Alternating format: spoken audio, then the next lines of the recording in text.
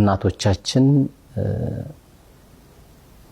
እኛን ለማሳደግ ያሳለፉት ነገር ስንመዝነው ተመታ እንዳልተመታች አብጣ እንዳላበጠች ከፍቷት እንዳልከፋች የሆነችው እኔና አቡ ሐኒፋ ለዚህ ለማድረስ ከፍላለች።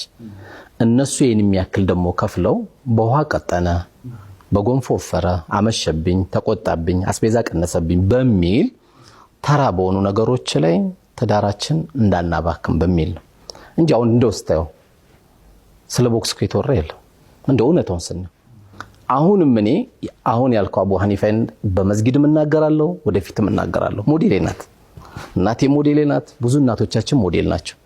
እነሱ ይሄን ከከፈሉ ቦክስ ክፈሉ አይደለም። አሁን ምን እንጣላባቸው ቦክስ እኮ አይደለም። አሁን ጠባችን እንደው በምን ተጣላችሁ ብለህ እህቴን ብታዳምጣት ወንድሜ ወላሂ እዚህ ግባ አትለው። ለትዳር ከሚከፈልበት አንፃር ትላንት ከተከፈለው ደግሞ አንፃር አሁን እየከፈልን ያለው ነገር ትንሽ ነገር ስለሆነ ቻሉት ነው። ያንን ነገር ወደ ቤተሰብ አታምጡት፣ ወደ ጓደኛ አታምጡት። ድንገት እንኳን መቷት ከሆነ እህቴ ምንድነው የምታረገው? ሐከመ ሚን አህሊ ወሐከመ ሚን አህሊ ከሷም ቤተሰብ ከሱም እንዳያደርጉ ለምን አታስተምሩም? ምን መሰለህ አቡ ሐኒፋ፣ አንደኛ ያንዳንዱ ትምህርት ላይ ተዘካለ እንግዲህ ካየ በጣም ደስ ያለኝ እኔ ከትምህርቱ እድል መስጠቴ ነው ደስ ያለኝ። ያላችሁትን ተንፍሱ ብያለሁ። የዚያን ጥያቄ አንድ ያነሳል አቅጣጫን ይፈልግ ቢነሳ ደስ ይላል። ልክ ሴቶቹ ማንኛውም ነገር ቻሉ እንዳላችሁን ሁሉ ወንዶችን ደግሞ ለመምከር ወንዶቹ መግባት ይችላሉ። እኔ አላቅማው ምናልባት እሱ ነው አንዳንዶቹ ጥያቄ ቻይ ይባልና መጨረሻ ግን ራስዋን እስከማጥፋት የሚያደርስ በደል አንዳንዶች እንደዛ ያደርጋሉ። ይሄ መሰላ አቡ ሐኒፋ የሸሪዓ ግንዛቤ ከማጠር ነው። አንድ ሰው ወይ ሽማግሌ ይጠራል፣ ወይ ጓደኛ ይጠራል፣ ወይ መስጊድ ኢማም አለ፣ ወይ አካባቢ ሽማግሌ አለ።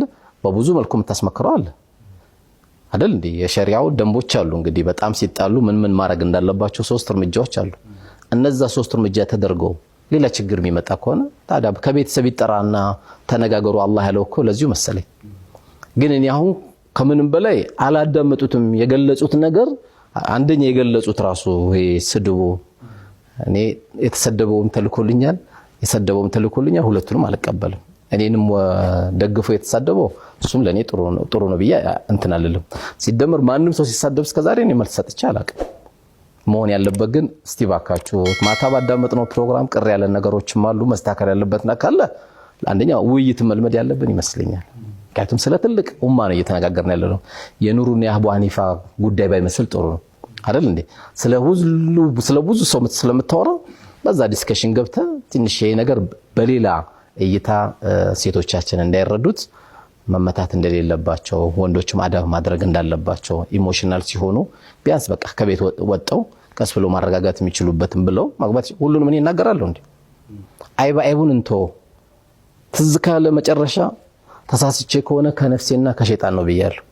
ትክክል ከሆነ ከአላህ ነው ብያለሁ። ለምን 2 ሰዓት ስተወራ አይደለም 2 ደቂቃም ስተወራ ሊያዳልጥህ ይችላል። ያንን ነገር ደግሞ እኔ ሳውራ አቡ ሐኒፋ እያረመኝ ነው እኮ አንተ እያረምከኝ ነው ያለው። ትንሽ እኔ በነጋገር ብንለምድ ከዚህ በፊት ዳዕዋህ ላይም ይሄ መቻል አለባቸው እና ስላለ መቻል ነው አንድ ዳኢ ማስተማር ያለበት። መቻል የለባችሁም ብዬ አሁን እኔ ይገልጸኛል። ዘውጁና ግን ቀጥላለሁ ባገኘሁት አጋጣሚ መስጊድም ሰርግ ቤትም ወንድሞቼ ማንም ሊደርስላችሁ አይችልም። ዱዓቶችን ማደራ ነው የምለው። ባገኛችሁት አጋጣሚ አውሩ ነው የምለው። ኢማሞቻችን የጁማ ኹጥባ አድርጉት ነው የምንለው። ኤችአይቪ ተረስተዋል ጠጥ ነው የሚባለው። ግን አንድ ወጣት ታዳጊ ወጣት 2 ሴት ጓደኛ አለኝ እያለ በሚያወራ ሰዓት የወለድካቸው ልጆች እኮ ትፈራላችኋል። ሰው ለወለደውም እኮ መፍራት አለበት ለራሱ ብቻ አይደለም። ስለዚህ በዚህ ሁኔታ ባይሆን ለሌሎች ግን አድማጮቻችን ወንድሞቻችን ነገም እናስተላልፋለን፣ ነገም እንሳሳታለን። ስህተታችን ግን በመማማር ይሁን፣ መድረክ ላይ በመቅረብ በጥላቻ ባይሆን የሆነ የግሩፕ መገለጫ ባይመስል ጥሩ ነው። ምክንያቱም ማሰብ ያለብህ ያ ያለቀሰው የጓጓቸው ዘውጁኝ ያለችው እህቴ እሷ እንጂ የምታሳስበኝ እያንዳንዱን የሚናገርህን ሰው እናገራለሁ ካልክ አጥንትን ይሰብራል። አጥንትን ከሰበረ ከቤት አትወጣም። ከቤት ካልወጣ ይህን ስራ አይደለም ሌሎችንም ስራዎችን አሰራም። ለቤተሰቦችም ትቸገራለህ፣ ትጠብቃለህ። ለማንኛውም የነበረው ፕሮግራም በጣም ቆንጆ ነበር። አላህ ደግሞ እንዲድራቸው ደግሞ ዱዓ አድርጉ ብለናል። በዱዓም ነው የተዘጋው።